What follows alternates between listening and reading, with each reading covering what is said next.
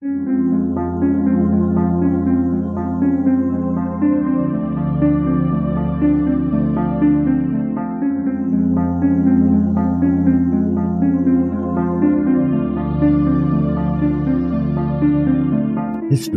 tells the story of the world and of our lives. Sometimes that history goes bump in the night.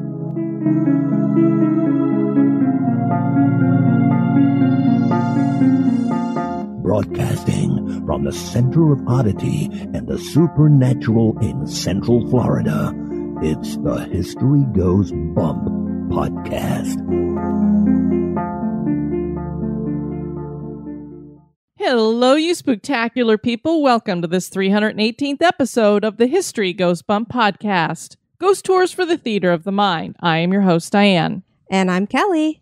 On this episode, Kelly, we are going to be joined by Whitney Zahar, and she is going to share about haunted Ashland, Virginia. Nice. I can't wait to hear. I know. I was so excited to find out that she'd started doing ghost tours in Ashland, and I said, well, we don't know much about that place, so why don't you come on and share it with us? Definitely. What an amazing opportunity. And Whitney's always a great guest. She's been on, I think this is her third time or something. So I believe so, yeah. We love having her on. Before we get into that, though, we want to welcome some people into the Spooktacular crew. We want to welcome Kelly, and that is with an I, Danny with one N, Christine with a K, Sarah with no H, and Ryan. Welcome, guys. And now, this moment, Oddity.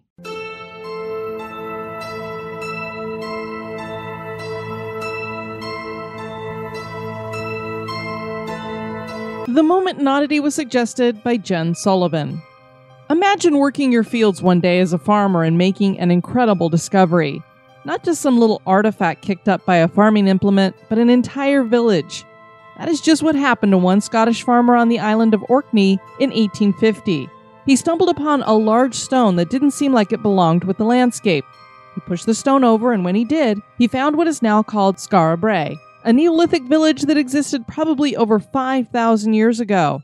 That is amazing because it means that this place existed before Stonehenge and even the Egyptian pyramids.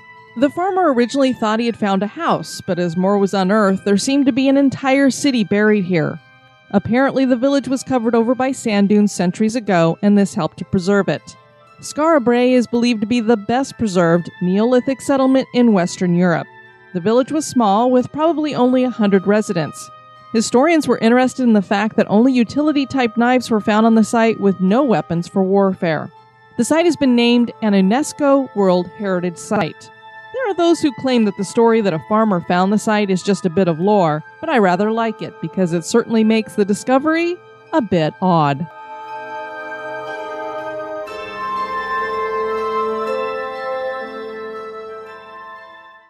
You're not afraid of a little ghost, are you? And now, this month in history.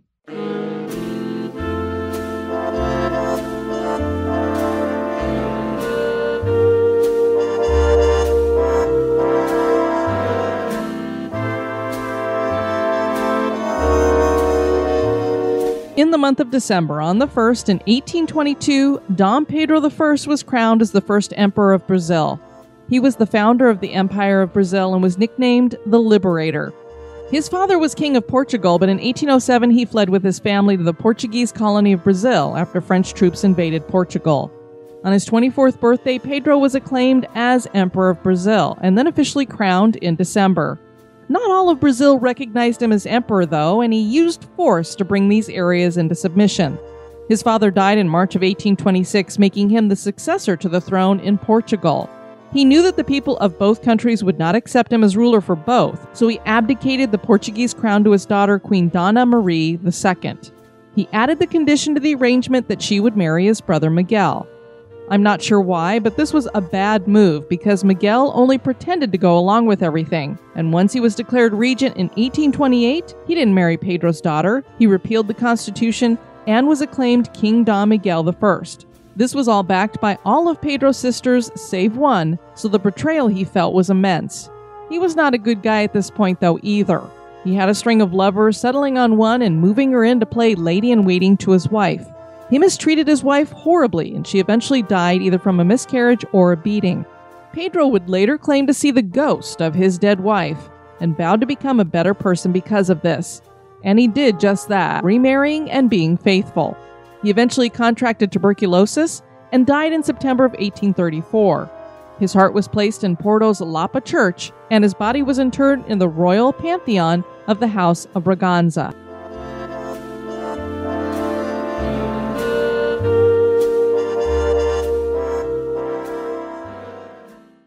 Richmond, Virginia had been the capital of the Confederacy, so one can imagine that the towns around it would be strategic locations for gathering supplies and protection.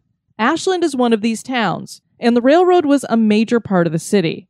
The railroad company established the town with a spa hotel that hosted visitors to the curative powers of a natural spring. This location would go on to become a college. As the Civil War erupted, Ashland found itself a host of battles and the wounded. With this kind of history, hauntings are sure to follow. Listener and executive producer Whitney Zahar has joined us on other episodes, and she joins us on this one to share her experiences as a tour guide for Ashland Ghost Tours. Join us as we share the history and hauntings of Ashland, Virginia. Hey, Whitney, how are you? I'm great. I'm so happy to hear from you again. What is this, the third episode we've done together? I know, right? This is becoming a thing, isn't it? It is, but when we get results like we did with the fairy plantation, where we hear back from somebody who works there that we did an amazing job, it's worth it. I know, that was such a surprise. Well, I'm looking forward to talking to you too, because you have gotten yourself into a new endeavor here. You are guiding ghost tours now. Oh my God. Diane, I have gone from one busy season to another. I thought, once Halloween is over, it's going to slow down for Whitney, but now you're doing this Victorian ghost thing with it. Yeah, I really have to credit my boss, who is awesome. This whole thing and honestly, the way this whole thing really started is I got involved at a haunted house attraction. What, were you playing a zombie? Kind of. Actually, it was kind of a ghoulish librarian, and then I just got involved with this group because it's such a big-hearted group of people who are artistic and brilliant and terrifying in the best ways. And they have expanded their businesses. They still have the haunted house attraction. And in fact, we do a Christmas haunt. We're doing it 2 nights this December. Richmond is really cool, in which it does this Krampus festival. Oh, cool. Yeah, that's going to be going on this weekend. So the Krampus Festival is going on, and it's also, not only do we have a Krampus walk, but there's also art gallery openings and all sorts of cool things going on. And then December 13th and 14th, Friday the 13th. There's been a lot of Friday the 13th this year, I've noticed. There has been. Yeah. So Friday, December 13th and Saturday, December 14th, Red Vein, that's the name of the company. Red Vein is opening their haunt for those 2 nights, and it's a Christmas-themed haunt where you will meet Krampus, among others. And then the weekend after that, we have the Victorian Christmas Ghost Tour. That just sounds like so much fun. And I love that you guys are embracing the whole Victorian tradition of telling ghost stories at Christmas time. That is the whole idea, and it's totally a tradition that needs to come back. Yeah, I know that's one thing that I've always tried to make sure we do is on Christmas Eve, because usually my folks are out of town because they go back to see the grandkids, so I'm kind of on my own, and so I've made that a tradition is to go live with everybody and just tell them some ghost stories on that night if they want to join me. Yeah, it's just fantastic. So we're doing the ghost tour on December 20th and on December 21st, which is, of course, Yule, the shortest night. From everything I've seen in the weather report, it's not going to be really cold. Fingers crossed on that one. We basically are now, this is our second tour route. We do have a usual ghost tour route, which we piloted this past season. And now we're going to be offering this second route, and we are also open for private tours and private groups. Well, Whitney, I have never even heard of the town of Ashland, so of course I would love for you to tell everybody a little bit about it. Yes, absolutely. I have known about Ashland for a while.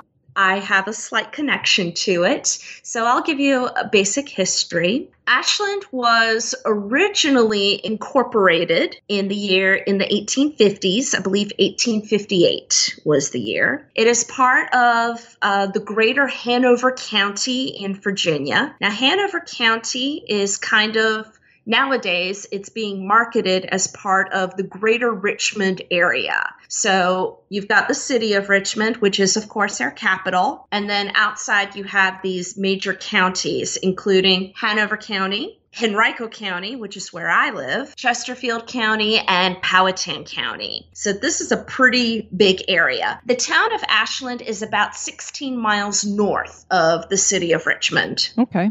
And it's pretty easy to get to. You can either hop on I-95 North and just rocket straight up, or you can go another route, Route 1 North, and just go straight up that way. From where I live, it takes me about 13 minutes to get to Ashland. Very cool. Does it have like a little downtown area that has old historic buildings in it, that kind of thing?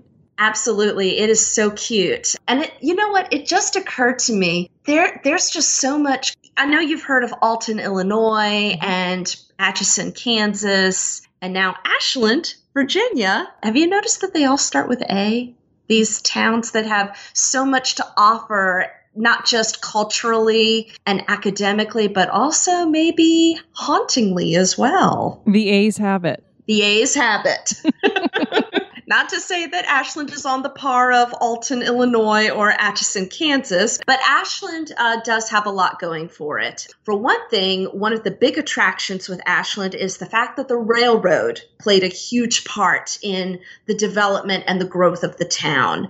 Their main railroad company that went through that originally laid tracks was the Richmond, Fredericksburg, and Potomac Railroad Company. And what they did too, in addition to laying tracks, they were also drawing interest into the natural mineral springs that are surrounding the town.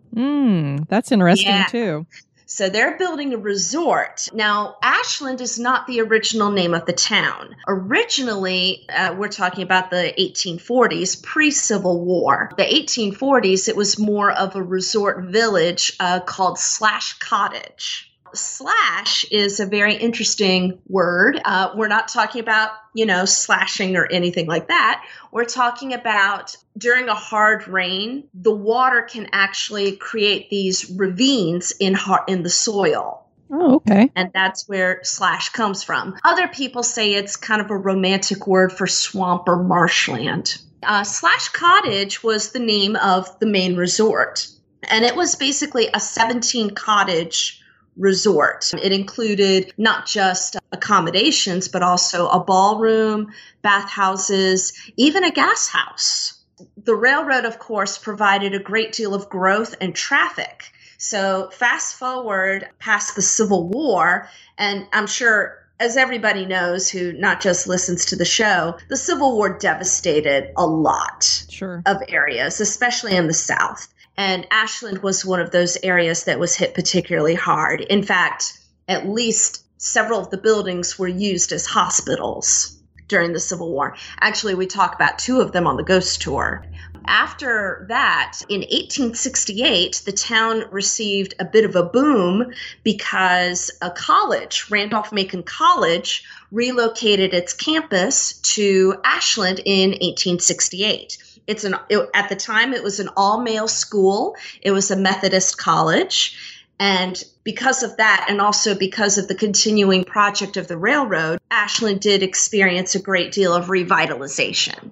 If you follow the track is basically a straight shot right through downtown. It will take you past these beautiful 19th and early 20th century houses, the kind that we Victorian lovers just adore. Oh, very cool. Oh, yes. And I will tell you that Ashland is one of those towns that truly appreciates the seasons. During Halloween, my son and I went trick-or-treating up and down that street. We stopped at all those old Victorian houses for trick-or-treat, and it was amazing. So they handed out the good candy, too. Oh, they handed out great candy. And there was music, and it was basically a huge street party.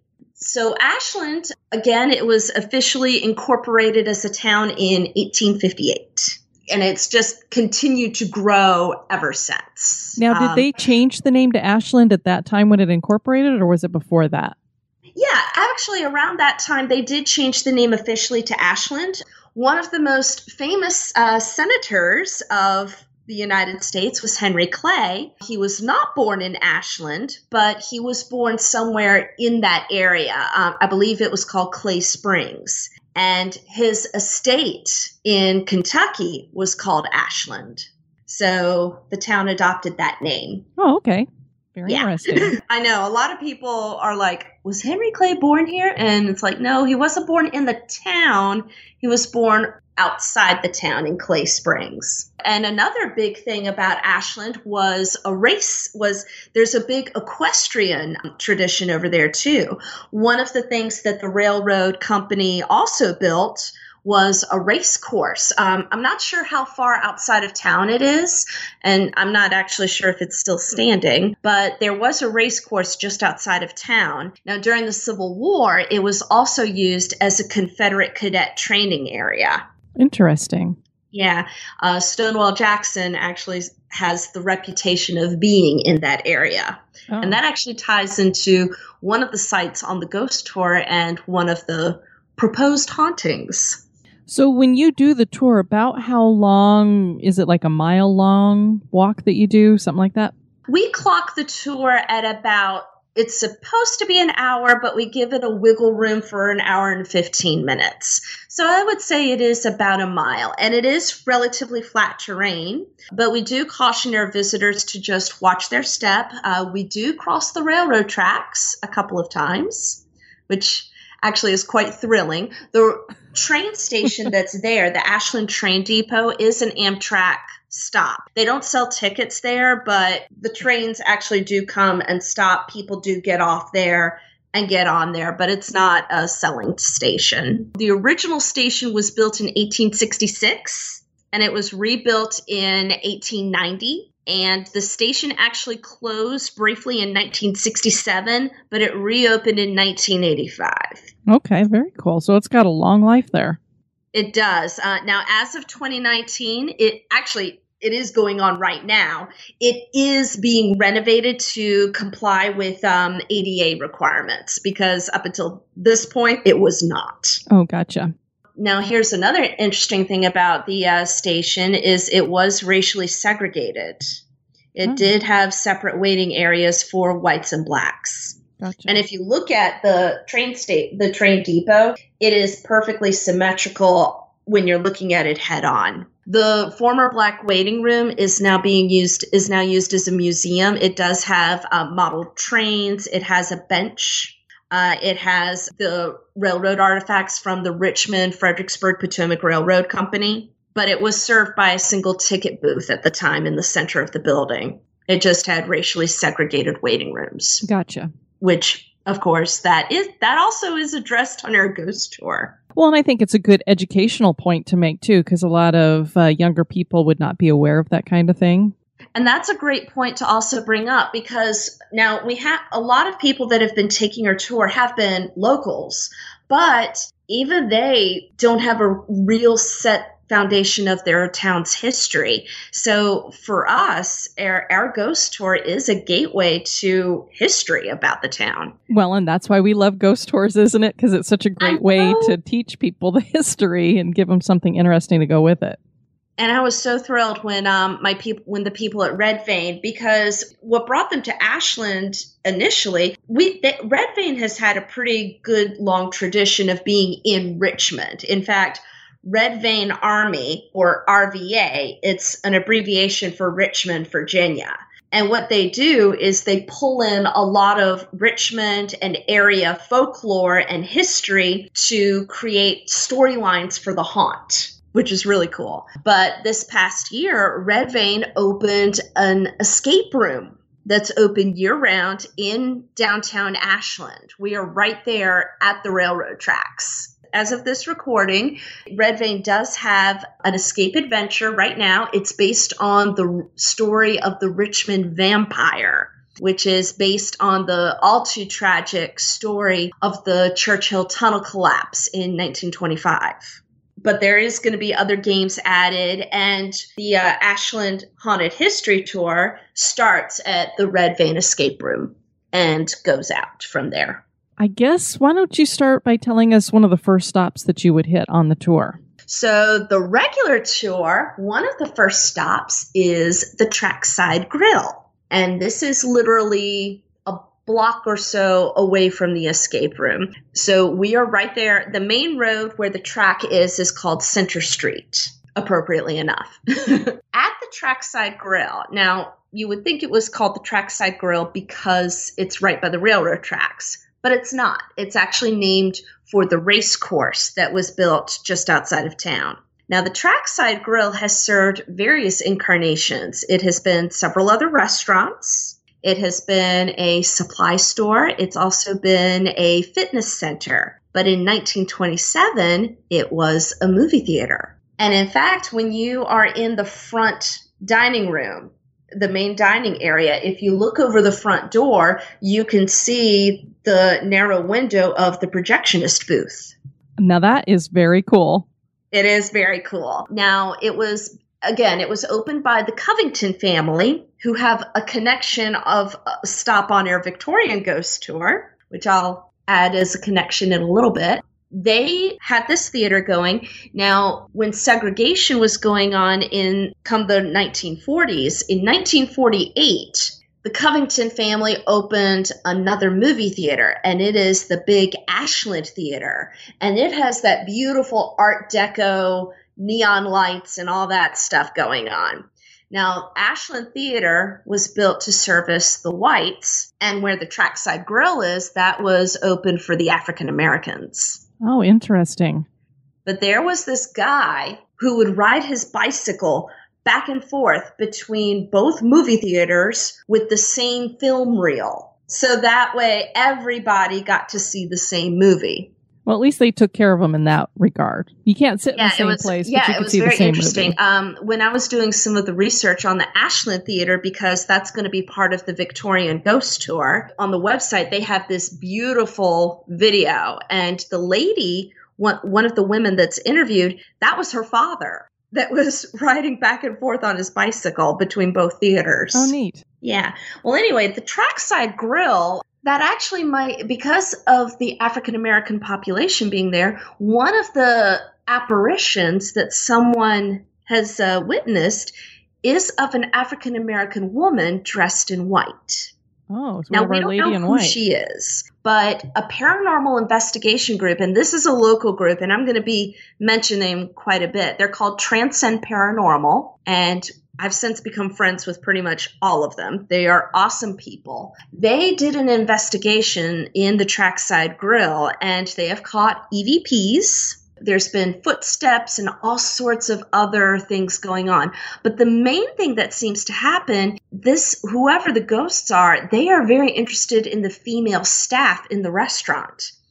And the female staff is actually a little uncomfortable closing alone because somebody will walk past them, behind them, and they may hear somebody whisper their names in their ears. That would be a little unsettling. But of course, when you start saying that they mess with the girls, I wonder if they're getting like, a little pinch on a certain part of their body. I have not heard anything about that, but Good. I will say this, Diane. On my last tour of the season with the regular ghost tour, one of the managers from the Trackside Grill was on my tour, and she confirmed pretty much everything I said, and she even said that there are events continuing to happen, with the most recent phenomenon being a couple of months ago.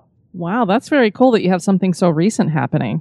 Yeah, and I do know that they were doing something in the bathroom some renovation work, and they have been hearing lots of noises. So it seems like something is definitely going on at the trackside. Something is talking. Something wants to communicate. Now, again, the connection jumping over to the Ashland Theater. Now, the Ashland Theater, by contrast, it was closed down for a long time, like 20 or more years. I actually got accepted at Randolph-Macon College back in the 90s. I ended up not going because it's a private university and it's expensive. I was just going to say, meaning expensive. It's very expensive, but it's a wonderful school and definitely has its fair share of stories. That theater was shut down for a very long time. It recently reopened, revitalized, renovated everything about 2018. And already there have been reports of an apparition being sighted in the balcony where nobody is supposed to be. So stay tuned. There may be additional tales coming out of that place. This is a really cool looking theater. I'm looking at it online, and it has these glorious neon lights going all the way up the outside of it. It's got the marquee out in the front. Mm-hmm. It's very cool. It is absolutely beautiful. The cool thing about the Victorian Ghost Tour is we're going in the opposite direction. So we're going to be touching on sites that you won't get to see on the regular tour. Oh, very cool.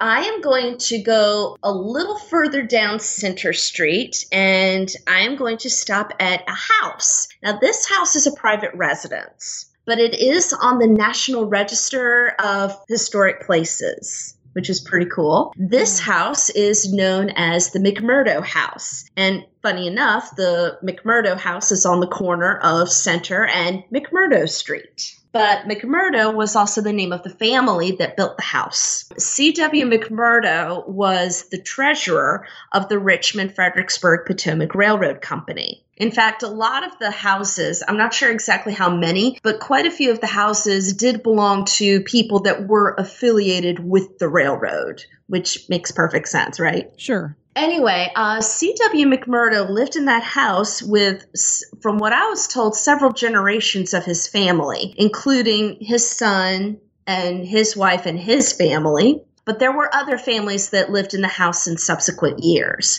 One of the cool stories about the McMurdo house is in 1862, Stonewall Jackson came and actually was entertained at that house. Dinner, sitting around in conversation, and then he went back to the Confederate cadet camp on the race course to take his men to march for the 7 days battles. And again, the Civil War, it was so many places, but definitely in Virginia. Pretty much everywhere you go, especially in Central Virginia, you will run into some kind of battlefield. And that's a wonderful thing as far as I'm concerned. It is. I can't wait. In fact, I hear a rumor I'm going to be investigating a battlefield soon. Yay! Oh, yay!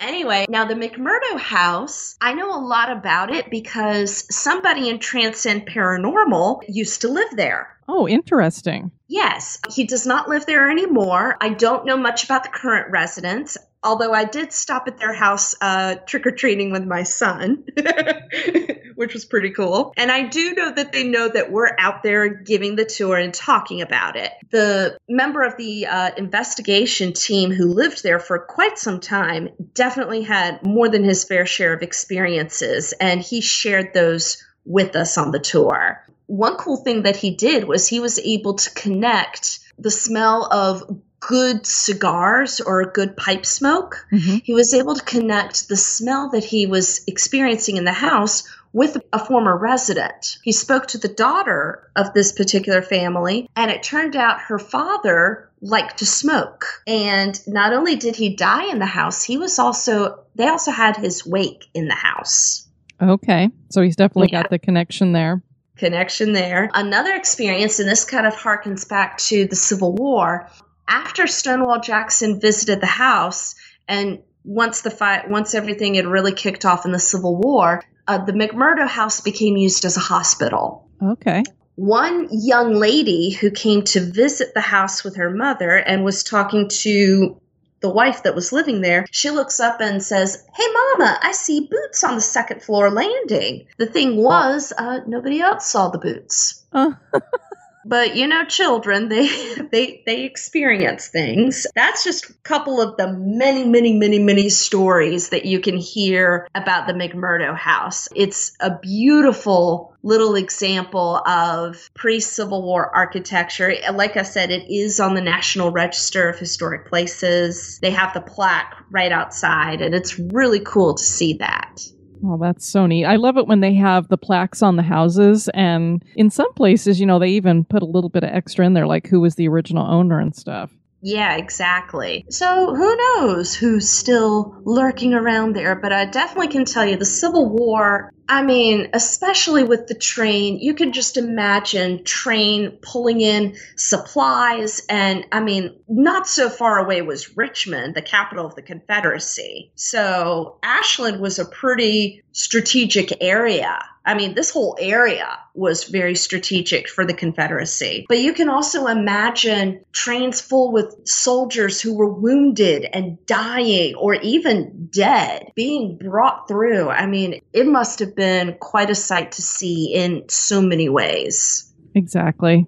So that actually brings me to my absolute favorite location, and I have to talk about this. There is another building. So as you go back towards downtown, you get to this beautiful building. You have to look down this avenue of trees, and you see this little building that has a big red front door, and it looks like a church. That's because it was once a church. In fact, it was the First Baptist Church of Ashland, circa 1859. And about a year or so after the church was built, it immediately became a hospital for the Civil War. And it is now known as the Hanover Arts and Activity Center. This is the coolest building ever. I love this building, not just because of what it does with art and education, but also because of the investigation you can do there. I think it's haunted at your place, Whitney. I'm hearing footsteps. That is my son. My house is haunted by my 9-year-old son. He's got a heavy foot. I think he got mad about something, but he's okay. Okay. He's stomping around. Anyway, back to the Hanover Arts and Activity Center. Today, you can go there and take art classes, their performances. It's very active in the community, and they even do weddings and receptions there. It's really a beautiful space. But when you enter the front room, which was once the main sanctuary and now it's the main front hall, they have actually 2 wooden floors. They put another wooden floor over the original wood floor. Did they have a reason for it? Because it's stained with blood. Oh, no. I was like, if she says it's stained with blood. Oh, yeah. It's blood-stained. And in fact, that's one of my, that's my closing statement on the tour. I tell them, yes, you're going to experience so much in here. Yes, you can have weddings and parties and events here. Just remember, you're walking on blood. Oh. Which is true. You are an evil woman. Yes, I am, but that's why you guys love me so much. Transcend Paranormal, they go to the Hanover Arts and Activity Center frequently. This is one of their big stops. And I just want to take a moment to say that Transcend Paranormal, it does these events every year where they do public investigations. And all the money that they get through ticket sales and everything, every cent of it goes to the historic organizations that host the event. So they have raised a few $1,000s for the Hanover Arts and Activity Center. That's so cool. For preservation, for everything. Basically, that site is one of those places where you can just put out the equipment and just let it run because you will catch something. There's footsteps, there's EVPs down in the basement, which is used as a classroom space. There's somebody down there that likes to play with the K2 meter and, the laser grid devices where you can catch shadows. They mess around with that. They talk. You can use dowsing rods there. You're going to get responses. It's an incredibly active site. And, considering the history of it, it's unbelievable. So the Randolph-Macon College, how close is that to the downtown area of Ashland? right there. So if you see the train depot, you continue following the tracks, and it is right there on the right-hand side of the street. That's where campus starts. It's a pretty good-sized campus. It's a small college. It's a liberal arts, Methodist, and again, a private college, but it's a beautiful campus. And when, like I said, originally Randolph-Macon was established in another town called Boynton in Virginia in 1830. And then in 1868, the campus relocated to Ashland. There is a statue in front of it of this guy called George Morgan Jones. I guess he was a Confederate soldier. The thing that I had heard about it is that I guess this statue, he's brandishing a sword. And now it makes perfect sense to me, because when I first saw this, I was like, well, that's kind of extreme. But since you said this is a Methodist private college, they tell freshmen that if a student is not a virgin and they stand in front of this statue, that the statue will lift its sword and cut off their head. Dun, dun, dun. You know what? There is a similar legend about the school I actually attended, which is called Longwood, and it's in Farmville, Virginia. There is a Civil War soldier. I don't know who it is, but there's a statue of a soldier. It's off campus, but it's like across the street. And apparently, if his shadow does not show up on the building, it means disaster will come to the town. Oh, wow. Yeah. The one thing I love about these college campuses is, especially these old ones, is there's so much cool ghost lore that you can hear about. I mean, it's amazing how loaded these places can be with those stories. Yeah, and then you got to wonder, where is it all coming from? Is it coming from college students that may have had a little too much to drink? And also, if you think about it, college is a time of great anxiety for young people. Yes. I mean, you're still a teenager when you basically go to college, and your life is just beginning, and you're exposed to all this freedom and responsibility at the same time that you have to manage for yourself. Nobody else is really going to do it for you. You know, Whitney, we remember those days, don't we? I do, actually. I do. I do, too. I was very homesick. But anyway, yeah, Randolph-Macon is really beautiful. Sometimes it's just worth it to just walk around the campus. Now, the ghost tour only touches on small areas because, again, by that point, we're getting towards the end of the tour. So we do want to make sure that we round it out pretty well. But we are going to go back to Randolph-Macon during the Victorian Ghost Walk, too. But I kind of want to touch on the one on the regular tour. So there's this building. You see it right on the corner. It actually has these S's. What looks like an S on the top part.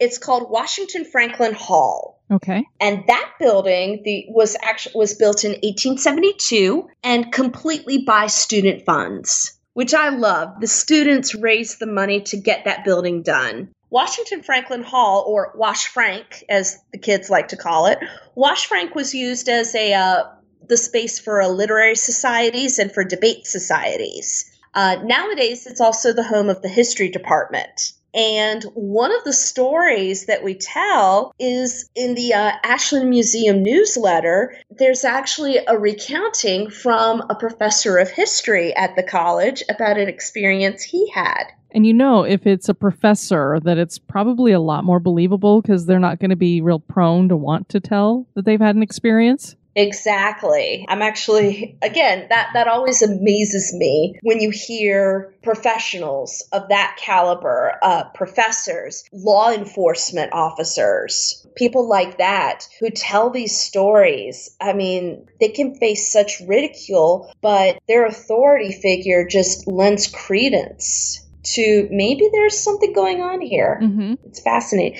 Anyway, but this one, basically, he kept getting this sensation that there was someone there in the building with him, but it was like one of those feelings, like you feel like you should see someone if you go around the corner, but you don't. And he did finally see a manifestation, but it was very weak. It was like manifested like a misty gray arch, which probably means it didn't have a whole lot of strength. Mm-hmm.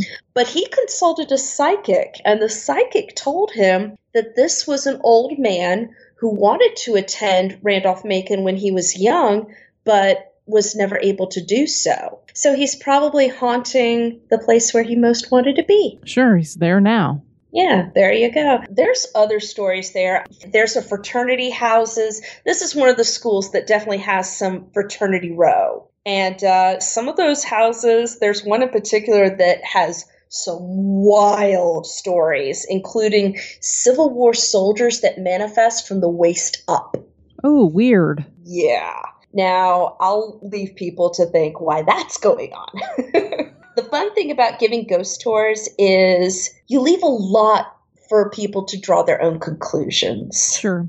Do you ever have people on the tour ask you, hey, what's a ghost? Or what do you think is a ghost? I have. And the cool thing about my tour is we're not exactly ourselves when we're giving the tour. We are personas. We're not characters. We're more like personas. And my persona is, for one thing, we dress in train conductor uniforms, which is pretty cool. That is neat.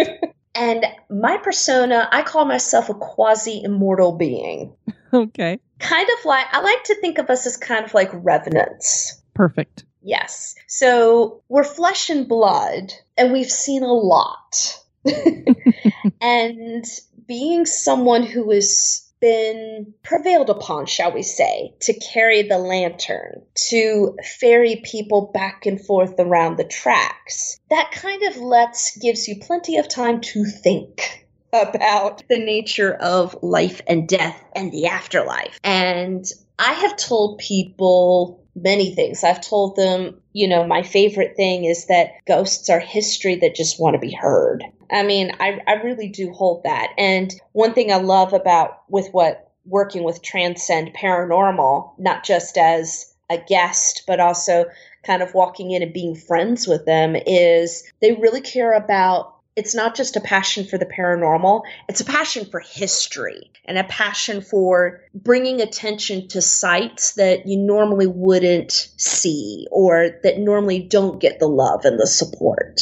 While we try to tell a lot of stories that are based on what we've heard from residents and from business owners in Ashland, the Christmas tour is going to be a little bit different. We are still going to tell some real-life stories, but we're also going to kind of tie in a couple of Victorian ghost stories. One of them is going to be The Body Snatcher by Robert Louis Stevenson. Oh, perfect. Yes, because one of the stops on the tour used to be a funeral home and now is a dance school. I wonder if they have anything interesting they find in there on the dance floor. Not that I have heard of, but it is interesting history. The funeral home was started in 1878, and actually it was the daughter of the man who started the funeral home. She went into business in the 1920s with some other people and continued running a funeral business. But yeah, we tell the Body Snatcher there, or a summarized version of it, because we are in a time crunch. Yeah. In one of the other places, and this is a place that we use on both tours, it's a beautiful building called the Henry Clay Inn. It's located right behind the train station, and that's had a very interesting history. But there's going to be someone there that's going to we think is going to tell the story called The Signal Man. Oh, that's which a good is one by too. Charles Dickens. Yep. Yeah. Sounds like fun. Now I want to be in Virginia for Christmas. I keep trying to get you to come up here, you and Kelly both. I know, but that cold thing you were talking about? It's not that. Okay, well, it might be a little cold. It's a wet cold. It's a humidity thing. Uh-huh. Now, I'm not exactly sure when our regular tour season will start up again in 2020, but when we were initially getting the tour ready, we started giving some tours as early as August. Okay. We're also open for people to reserve private groups. So if you have a group of 6, or hey, even if you talk to us nicely and say, hey, we have 4 people, we can do a private tour. That's very cool. You guys normally do what, Fridays and Saturday nights? Normally Fridays and Saturdays, yes. With the regular tour, it's at 7 p.m. and then we give another one at 9 p.m. And can people just get tickets on the website or something? Yep, absolutely. hauntedashland.com. hauntedashland.com. Very cool. It's a pretty bare bones website, but look for it to continue to grow over time. And again, not just do I want to give a shout out to all my friends at Transcend Paranormal, because with them, I've also done some other investigations with them in and around the Richmond area. There's more to come, and I've had some pretty interesting experiences with a lot of them. Big shout out to Transcend Paranormal, and the founder, Steve Dills, is amazing. And I also want to give a shout out to my friends at Red Vein, especially Kitty Barnes, who is their chief operating officer and manager of Red Vein Escape Room. And she was the one that tapped me to be the leader for the ghost tour. Well, she picked a good person for it, I'll tell you what. Some quick background. Ashland Haunted History Tour was around before Red Vein got a hold of it. There was a guy named Arthur Brill who was the first person who ran the Ashland Haunted History Tour. And we borrowed from his original script, and he gave us license to research and revamp as we saw fit. So shout out to Arthur Brill. We're running with it, and hopefully we'll continue to run strong for a while. Whitney, I want to thank you not only for joining me on this episode and suggesting it, but you've joined me on other episodes. You've helped me with research, and you, of course, are an executive producer of the podcast. So I'm just very appreciative of you. Well, I'm appreciative of you guys. You're bringing more to focus, and you've been doing this for the last few years. You just bring to focus how much history really does. It's what's at the core of the paranormal and with the human experience and giving and sharing stories. And the more we have people like you and so many other people I can think of that do that, I think we might continue to raise awareness about all these historic sites that need help and need love and people to just come and enjoy them for their own sake. Exactly, because we don't want to lose them and see them get demolished and that kind of thing. All right. Well, thank you so much, Whitney, for joining me. Oh, I'm so happy to have been a part of this, Diane. Happy holidays, happy Yule, happy Krampus, and all that wonderful stuff to you and to Kelly and to your dogs and to everybody. Well, same to you and your family, and tell Preston boo for me. He'll probably say boo back. Bye-bye. Bye-bye. So, Kelly, you were not able to join us for the interview because you have crazy working hours. What did you think about what Whitney had to share? I definitely thought it was incredible. I really had the desire to go right up there to Virginia and take part of some of those ghost tours and definitely see the area. Well, we're definitely going to have to put that on the calendar eventually. Absolutely. Now, the place that she was talking about, Hanover, this area has a whole bunch of haunted locations, especially since Richmond is basically the heart of it. L.B. Taylor Jr. has written numerous volumes in his The Ghosts of Virginia book series, and we wanted to share this poignant story that he shares in Volume 8 that is from Hanover. Nice. This is entitled The Lonely Grave in the Rose Garden. Late in the afternoon of the first day of July, 1864, we reached the picturesque town of Hanover. Near the crossroads were lying the bloated carcasses of half a dozen cavalry horses, evidently slain in a brief skirmish between Pleasanton's and Jeb Stuart's troops, a few hours before our arrival. Close to the road, near the scene of the cavalry fight, stood a farmhouse, at the gate of which was an old-fashioned pump and horse trough. The pump handle was in constant motion as the weary, footsore soldiers flocked around it to quench their thirst, with the delicious water that flowed into the mossy trough. Coming up and waiting for my turn to drink, I noticed a sunburnt, gray-haired man leaning over his rude gate, watching the troops. He was dressed in a faded, well-worn suit of homespun, having no doubt spent the day in the hayfield, and I could see that he was pleased that his pump was doing such good service. "Good evening, sir," said I to him, removing my cap and mopping the perspiration from my face. "It's rather hot weather, this, for marching." "I suppose 'tis, though I never did any marching," was his brief response. As the old farmer uttered the words, he moved a little, and my eye was attracted by a new-made grave among a clump of rose bushes just inside the fence. Wondering at the sight, I ventured to ask the reason for its being there. "Whose grave is that?" said I, pointing to the mound of fresh earth. "A Reb's," he replied laconically. "One that got killed in a fight the horsemen had here today." "Indeed? And so you buried him?" "Yes, buried him myself. They left him lying in the road out there just as he fell. I could do no less, you know." "Of course, but why did you make your rose garden a graveyard?" Well, it was the women that wanted it so. You see, stranger, and the old man's voice trembled and grew husky. You see, I had a boy once. He went out with the Pennsylvania Reserves and fought along with McClellan down there among them Chickamauga swamps, and one day a letter come. It was written by a woman, and she told us how a battle had been fought near her house, while she and another woman lay hid all day in the cellar. When the battle was over, them women came out, so they digged a grave in the soft earth of the garden, and buried my boy right amongst their flowers, for the sake of the mother, who would never see him again. So when I saw that poor rebel laying out there, all dead and bloody, in the dust of the road, I said I'd bury him. And the gals, they said, "Yes, father, bury him among the rose trees." That's why I did it, stranger. Then the poor old father's voice was choked by a smothered sob. "Indeed, sir," I said, feeling my own throat tighten over the sweet pathos of the little story. "I can appreciate the love you bear your dead son. It must be some consolation to remember what you've done for the man whose body lies there under the bushes." "Yes, stranger, that there grave, it ain't much, but it will be something to remember our Johnny by."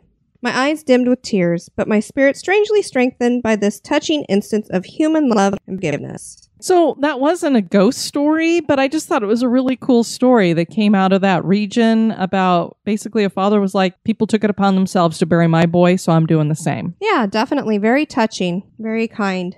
And I love how you tried to read it in the old man's vernacular. The natural springs in Ashland led the railroad company to build /cottage. What an amazing name to have for a location. I know, and the origination of the name is not what you would think. No, when she first said /cottage to me, I was like, ooh, that sounds like a haunted house attraction. Yeah, definitely. And then Randolph-Macon College takes over the property. That story that she told about the soldiers from the waist up is so weird. I would like to believe they're just having some kind of issue manifesting themselves. Yeah, possibly. What do you think? I mean, because they were saying that the floor was originally lower, so I don't know if perhaps that plays into it. I wasn't sure. These men who've had both of their legs amputated. Ghosts without pants. Oh boy, we don't want to see any of that. It does make you wonder, if they don't have clothes on, can we see them? Oh, goodness. That's one thing. Hide my eyes. That's one thing you don't hear a lot about, is seeing naked ghosts. No, thank goodness. Thank goodness there's clothes in the afterlife. Oh, my word. Now, there's a lot of legends connected to the college. I mentioned the statue, but then there's another one that says that if students cross the garden rather than using the pathway, they'll never graduate or marry. Oh my gosh, that's horrible. So stick to the path. Yeah, definitely. Well, I guess it's better than being beheaded. That's true, for not being a virgin. For not being a virgin. The West Dating Parlor, people report seeing the ghost of an elderly woman, and she vanishes whenever somebody approaches her. And when the school first opened, this parlor was where male students would wait for their dates. That's why it was called the West Dating Parlor. Oh. During World War II, a girl supposedly committed suicide in the parlor after learning that her boyfriend had died in a battle. Oh, how sad. Yeah, so she was apparently devastated. I'm not quite sure if that's just a bit of ghost lore or if it's true. They also say that there's been several murders and mysterious deaths on the campus, which, I don't know, a lot of college campuses aren't known for having a whole lot of murders on them. Maybe no, not that I'm aware of. Deaths from suicide or overdose or something like that. Yeah, but something along those lines. in 1973, there was a freshman there. Her name was Cynthia Louise Hellman, and supposedly a guy named Stanley Hope Smith killed her. She was crossing a street to get back to her dormitory, and at some point he must have kidnapped her. Her body was discovered near the school's science building by a university guard. Because that happened, supposedly her ghost is seen in that general area running Sometimes they'll hear her screaming. It sounds to me like it's more of a residual thing where she's running away from this guy who's trying to hurt her in some way. Yeah, it definitely sounds like it. So they got a lot of stuff going on that campus. But, we found a lot of universities are quite haunted. Lots of activity. And then that Washington Frank Hall that she mentioned, there are people who say that they've seen ghosts in there in turn-of-the-century clothes wandering about the various rooms. Good old Wash Frank. Yeah, Wash Frank. It's got some crazy stuff going on. Now, you had mentioned to me that you were kind of looking at Hanover County because it is reputedly so haunted to see if there were some other things that were located near this. And you mentioned the Mills House? There was one, the Mills House, and then that's 8 miles away from Ashland. Okay, so a little bit of a jaunt if you're walking, but not that far in a car. I would probably jump in a car or onto a horse or, whatever. Whatever means I need it. She's going to ride a horse to go find some ghosts. This Mills House dates back to the 1790s. It's in Beaver Dam. This is right off of Route 54. It's a 2-story framed house, and it's got a metal roof like what we would see down here. It is named for its last known occupant, who was a farmer who went by the name Buster, and of course his last name was Mills. His father was Richmond L. Mills. He had purchased the property in the early 1900s, so this house had stood there for quite a while until these guys bought it. They turned the home into a popular bed and breakfast, and there was also a farm right there and a country store. So Buster grows up in this house, and he would tell people all about the haints that they would have there at this bed and breakfast. And as we know, in the South, a lot of the time they call the spirits haints. And it seems like most of them were in this front room. Yeah, I think there were several locals that saw apparitions of a woman in an old-fashioned nightgown. And supposedly they felt a lot of cold spots as well. Okay. So Buster actually lived there until he died of a stroke in 1989, and then the house was just abandoned. Right. And then I guess in January of 2014, a fire broke out and destroyed it. And several of the locals, I guess, seemed to think that a ghost started the fire, but others reported that it was accidentally set by folks who were exploring. So maybe they were investigating the house? Well, I've seen pictures of the inside of it, and there's a lot of graffiti. And we know, abandoned house. Squatters or people partying or whatever. Probably some teenagers partying or something, and they ended up starting a fire and burned it to the ground. Yeah, I hate it when historical locations come to ends like that. Yeah, so that location is obviously no longer there anymore, but definitely interesting. There's all kinds of ghostly things going on in that general vicinity. And I mean, not too far up the road is Colonial Williamsburg, which we definitely want to check out. Absolutely. I can't wait to go to Williamsburg. I do want to go around Christmas season too, because I've heard it's just so beautiful. Oh, so can you imagine? You'll need to buy a parka. I'm going to have to, because I can't imagine what that looks like all done up for Christmas. It's supposed to be really beautiful. Natural boughs and garland and white lights. It's just supposed to be gorgeous. And of course, you can't beat the history. So, Kelly, it sounds like there's a lot of ghosts in haunted Ashland. Is it haunted? That is for you to decide. Well, definitely a place to add to our list. And of course, Whitney is always a wonderful guest to have on. And it sounds like she's checking out some other places and doing some ghost hunts. So maybe we'll have her back for something else in the future. Definitely. Maybe we can get an investigation or two in there when we do visit. Yes, definitely. We'll have to see if there's any places we can get them for overnight. Want to encourage everybody to check out the website at historyghostbump.com. And if you want to send us some feedback, you can do that at historyghostbump@gmail.com. And I did get an email from Kathy. She is from Down Under, Kelly. And boy, did she have some stories to share with us. So let's go put some shrimp on the bobby and tell me all about it. I think you switched into a Southern accent there. You went from Australian to Southern. I guess it goes well since we were talking about. Y'all put some shrimp on the Barbie now. There you go. That's much better. I'm terrible. This is Kathy. She says, I've listened to your podcast for many years now, and I love them. I especially love how you've done episodes on Australia. If you come to Sydney, Australia, I'd love to join one of your listener meetups. Well, if you ever manage to wrangle me onto a plane for that long, then yeah, we'll definitely be doing several meetups there for sure. Have a couple of beers on hand to get you through the flight. I'm going to have a couple before I get on. Knock me out or something. Oh, my goodness. She said that she'd gone to the Maitland jail approximately 6 years ago and went into the maximum security wing, which has 3 levels with thin metal walkways in the center of the open space to let guards, etc., walk across the open space rather than having to walk all the way around. I was on my own and not scared. Kind of like what we do. We go in there, we're not scared. Yeah, no. I was exploring the ground floor when I heard melodious whistling and walking on one of the upper floors. So I called out, "Hello?" And it stopped. No one answered me. A few minutes later, it happened again. I repeated, "Hello?" And again, got no response. Stopped. No answer again. This happened exactly the same a third time. I continued exploring the jail, got to the exit, and said to the 2 attendants what had happened, and that I thought the staff member was rather rude. What if I needed help and they didn't respond? They told me it was just them working that day, and there was no one up there because there was no way anyone could get off the ground floor because the heavy, solid iron gates are firmly locked. Oh, wow.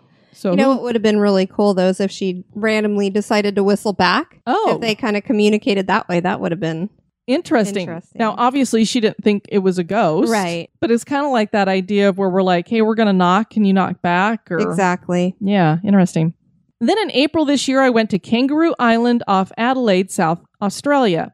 It was mid-Avo, and I was having a little rest, and I'd placed some books I'd brought in the little inbuilt bookcase when some of the books, not all of them, flew out of the bookcase and plunked on the ground. I didn't see the event, but definitely heard it. So I got up, and as I picked my books up, I said, "Whoever is here with me, you're welcome to stay, but you aren't to do any more of this." And they didn't do any further actions. Hey, at least they were polite. Maybe they didn't like her selection of books. Possibly. Or they were saying, read this one first. Could be. If it's me, don't throw more than one book at me because I'm going to be lucky to get one done. Yeah, no kidding. I then continued this holiday by going to Perth and Fremantle.